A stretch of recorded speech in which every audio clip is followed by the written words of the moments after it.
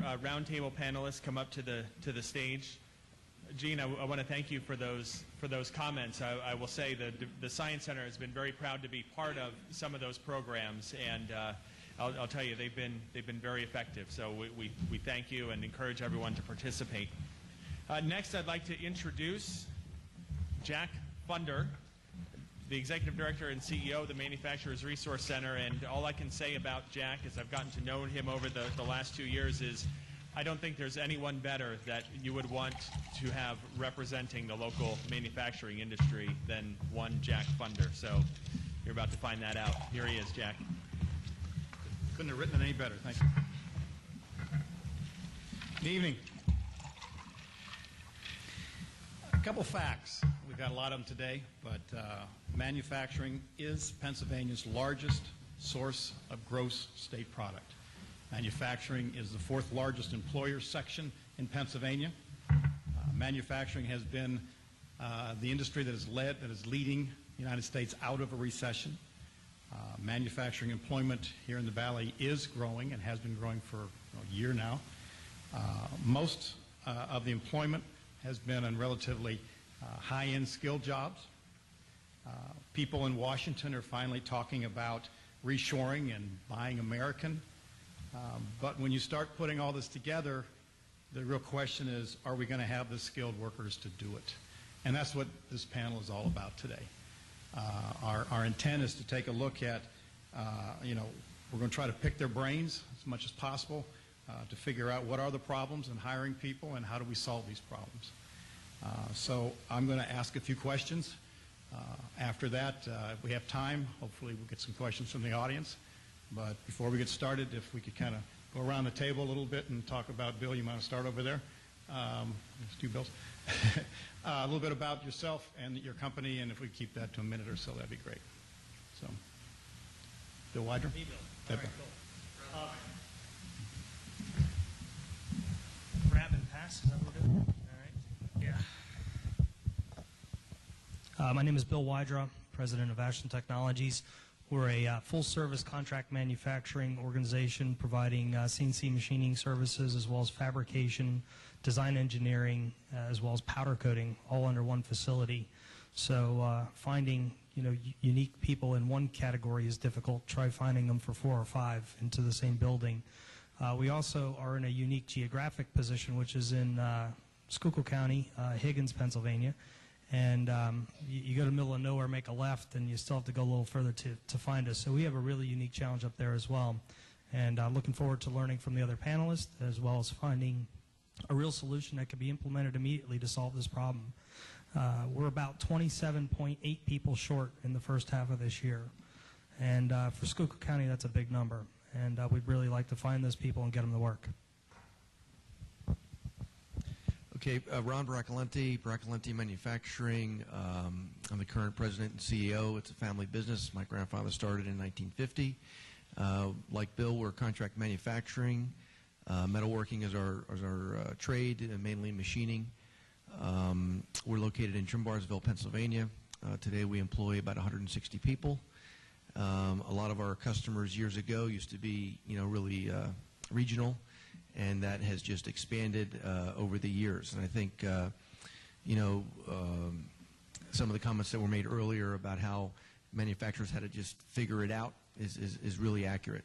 We started a facility in China 2 years ago, and that's part of that strategy. It's not to shift jobs to, to offshore. It's actually to follow our customers, because that's what, what they have done. But what it's done really for us is increased our exposure to many companies that we are global, and they are global, and we can work together with them in the United States on projects and speed to market, things of that nature. And we've shifted our model here in the U.S. to service their needs both here and abroad. So I think that's part of what we all have to open our minds up to today, that it may not be the traditional model that we are used to understanding, but it is a model that needs to be, kind of challenged and thought through with, where all of our companies need to go today. So as far as employment goes, we had been hurt by the recession like many manufacturers were, and we went from about 170 people down to 120, and today we're about 165. So we've gone through that peak and valley, and the panel here today is going to discuss how challenging that is, and hopefully we can come up with some really good solutions on finding people. And it's not just finding them; it's finding the right people, and then it's all about retaining and creating a future path for our employees. Thank you. I'm Jim Buss, and I'm Vice President of ATAS International. We're located here in Allentown, Pennsylvania. We have 6 plants, 3 here in Allentown, 1 in Morrisville, Pennsylvania, Maryville, Tennessee, and Phoenix, Arizona.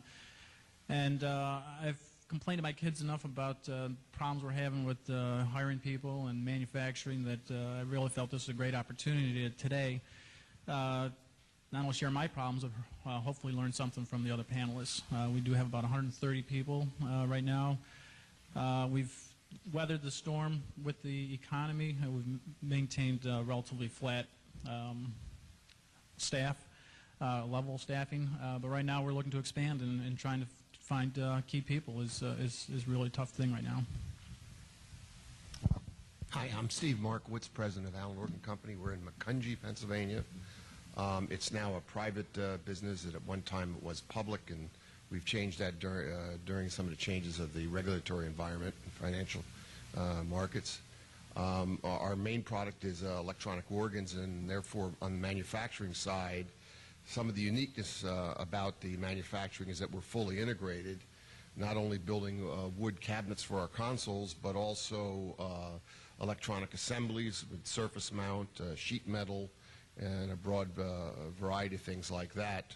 As an outgrowth of our manufacturing, we started a contract manufacturing business about 15 years ago, and now represents about 30% of our sales, where we supply mainly surface mount and through-hole circuit boards and assemblies for regional companies.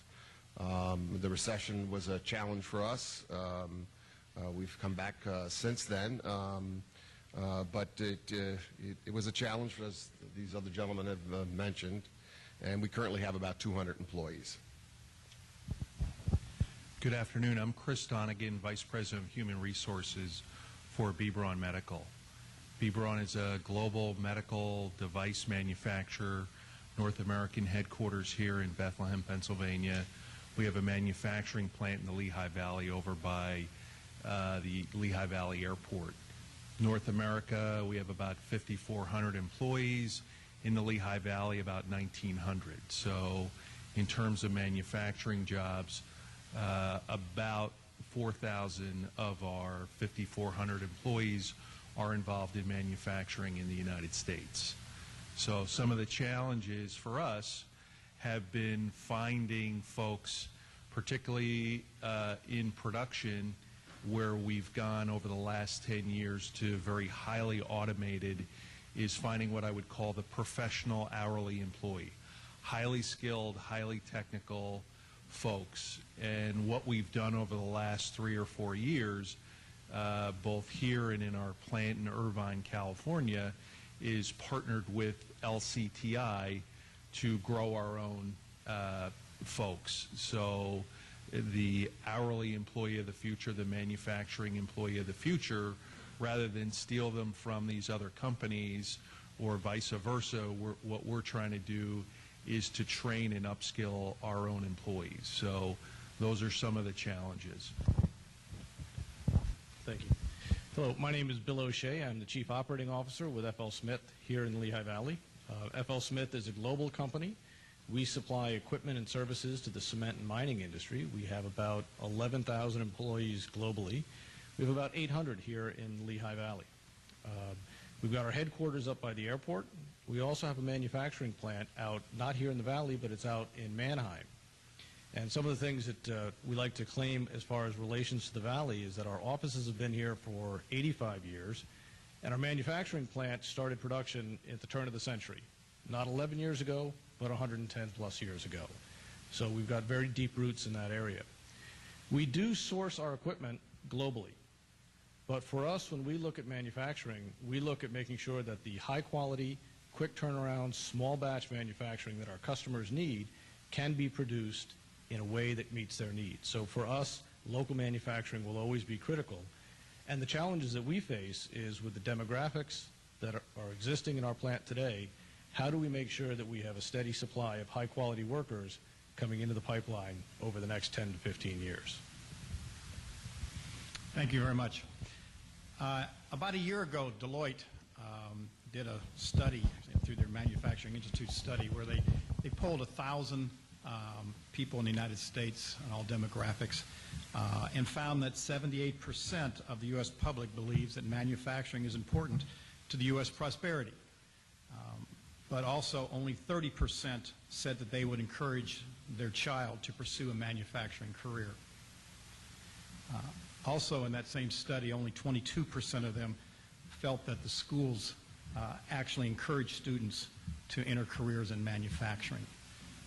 With this type of image, how do we go about generating the interest in manufacturing? That's our first question for the panel. Just jump right in there. All right. So to summarize the question, so you're basically looking for feedback on the PR pitch of how we get. How do you change the image?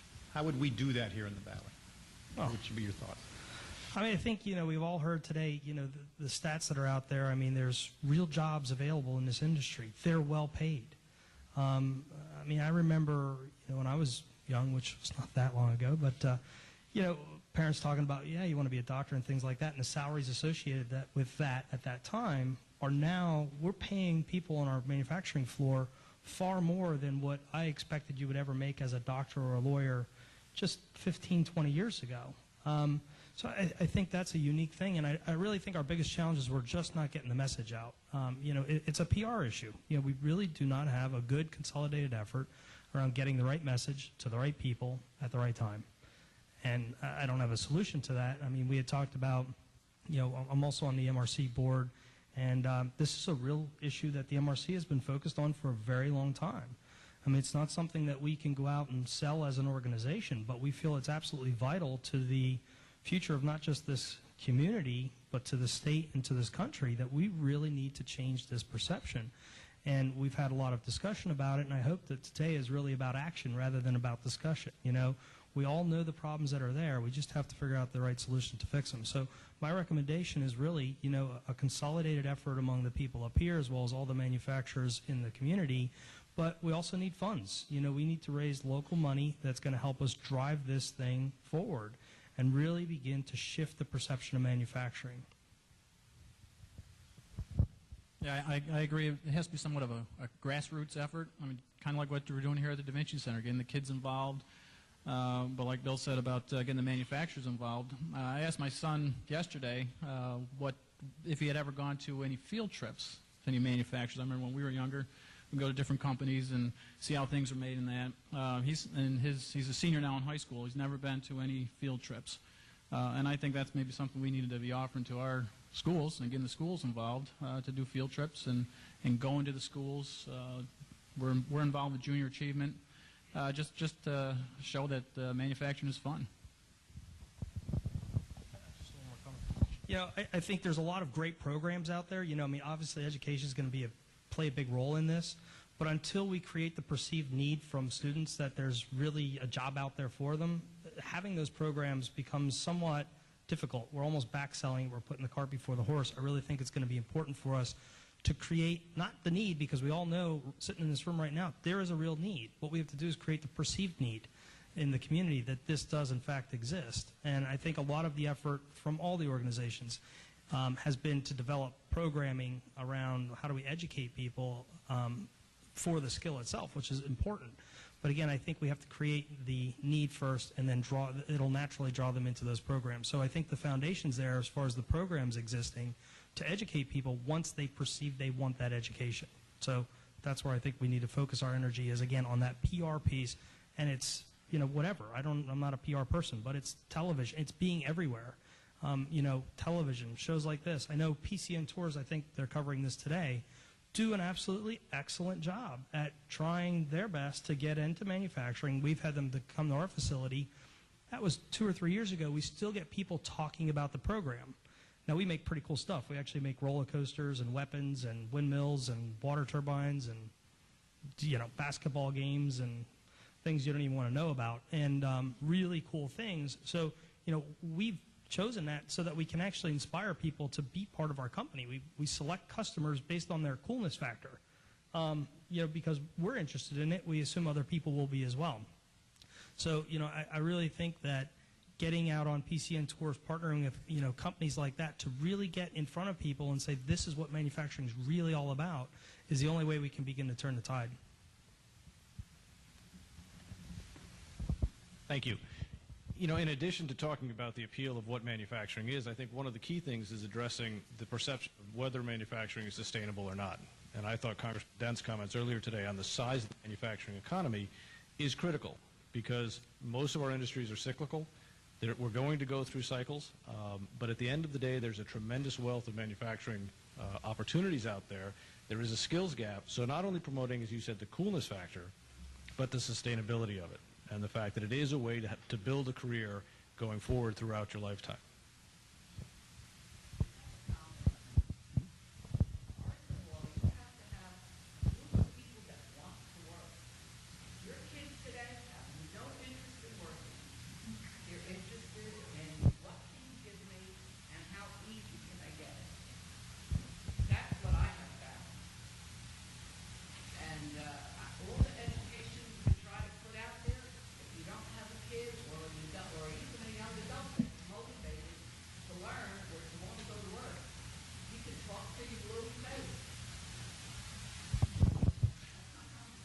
There's no question that's out there, and the percentage of it is a lot.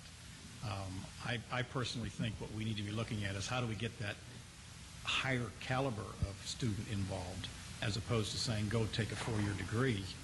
But a four-year degree, they might be better off doing an apprentice degree and then you know, two-year degree, and then go to work at one of these organizations, and money-wise and everything else-wise, you know, they're better off.